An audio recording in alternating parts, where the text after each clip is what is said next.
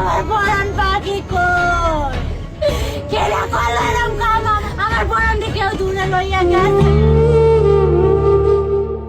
যার কোলে মাথা রেখে সন্তান নিশ্চিন্তে পৃথিবীর সমস্ত ভয় এবং কঠিন পথকে অতিক্রম করে অনায়াসে সেই জন্মদাতা বাবার নির্দেশে স্কুল ছাত্রী আয়েশাকে ধর্ষণ শেষে শ্বাসরোধ করে হত্যা করেন চাচা রুবেল। আমার বোন মারা গেছে, ওরে মারিয়ে ফেলাইছে, এটা তো মার্ডার, এটা তো শিওর।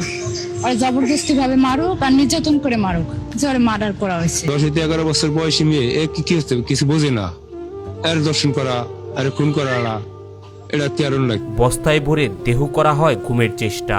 এরপর বাবা নিজেই থানায় গিয়ে ডায়েরি করে সাজান আয়েশার নিখোঁজের নাটক। কিন্তু এই নাটক বেশিক্ষণ টেকেনি। চাঞ্চল্যকর এই ঘটনার রহস্য উদ্ঘাটন করেছে পুলিশ। এই ভিকটিম আয়েশা বেগমের বাবা থানায় গিয়ে একটা জিডি করে তার মেয়েকে পাওয়া যাচ্ছে।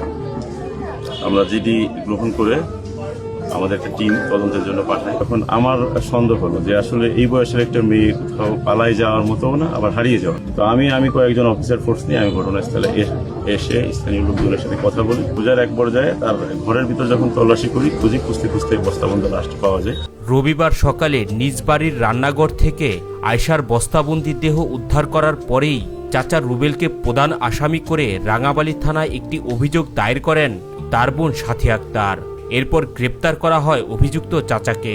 পুলিশের হাতে আটক হবার আগে চাচা রুবেল মিডিয়ার সামনেই সুন্দরভাবে আয়েশার নিখোঁজের নাটক সাজান এভাবেই। আমি আসছি আইতে ঘরের দুয়ার দেওয়া হয় নাই, পরে আয়সা ডাকতে ইতিমাইতে আইছি পাইনি, পরে ইতিমাইত গেছি।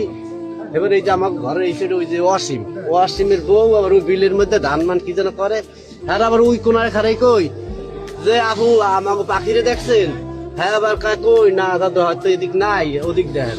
পরে এখান থেকে 2-3টা ডাক দিছি খবর নেবার, এই যে আমার বড় ভাবি এই মহিলা বুড়ো, হ্যাঁ আবার কই মনু কই, হ্যাঁ কই দেখি নেই তো। পুলিশের জিজ্ঞাসাবাদে চাচা রুবেল ধর্ষণের পর হত্যার কথা স্বীকার করে জানান আয়েশার জন্মদাতা বাবা বাবুলের নির্দেশেই তিনি একাজ করতে বাধ্য হয়েছেন। আমার একটি মেয়ে আছে বা আরেকজনের 5টি মেয়ে থাকতে পারে, মা বোন সবাই আছে, কিন্তু এই সমস্ত জেনে সামনের দিকে আর একবারও লাগেও না আগে।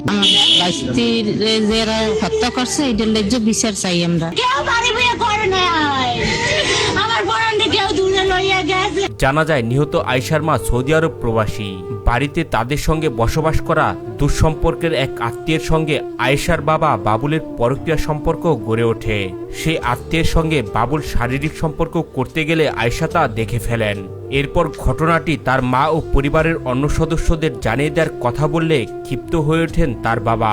এরপর চাচা রুবেলকে বিভিন্ন প্রলোভন দেখিয়ে নিজ সন্তানকে পৃথিবী থেকে সরিয়ে দেওয়ার কথা বলেন বাবুল। তার কথা মতোই আয়েশাকে প্রথমে ধর্ষণ করে রুবেল।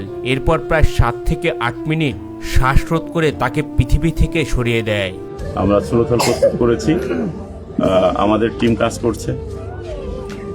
মামলা রুজু প্রক্রিয়াধীন, তদন্ত শেষে আমরা বিস্তারিত জানতে পারবো ঘটনার সাথে কারা কীভাবে জড়িত। আমরা ওদেরকে আইনে সোপর্দ করবো। এটা দুঃখজনক বিষয়। আর আপনারা সাংবাদিক বৃন্দ যারা ছিলেন আপনাদেরকে অসংখ্য ধন্যবাদ, আমরা সহযোগিতা করব। মৃত্যুর কারণ আসলে প্রাথমিক কোনো কারণ জানা গেছে কিনা? মৃত্যুর প্রাথমিক কারণ আসলে এটা ডাক্তার বলবেন। আমরা মার্ডার হয়েছে এটাই মানে আমাদের কাছে প্রাথমিকভাবে প্রতীয়মান হয়েছে যে এটা একটা পরিকল্পিত খুন। তদন্ত শেষে বিস্তারিত জানাবো। পৃথিবী থেকে সরিয়ে দেওয়ার পর বাবা ও চাচা মিলে তার দেহ বস্তায় ভরে গুমের চেষ্টা করেন।